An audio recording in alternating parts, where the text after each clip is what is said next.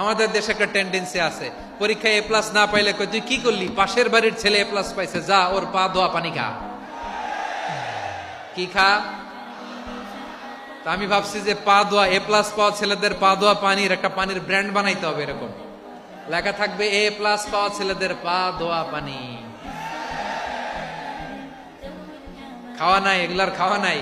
ওরে আল্লাহ এ প্লাস পাওয়ার জন্য বানাইছে, আর আপনার ছেলেকে এই এ প্লাস গুলারে নিয়ন্ত্রণ করার জন্য আল্লাহ বানাইছে। ওকে দিয়ে আল্লাহ কি করবে আপনি জানেনই না।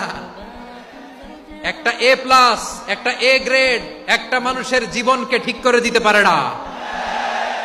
আপনার ছেলেকে আল্লাহ অন্যদিকে যোগ্যতা দিয়েছে। ওদের মনোবল ভাঙবেন না, খবরদার খবরদার। ছেলে মেয়েদের মনোবল ভাঙবেন না।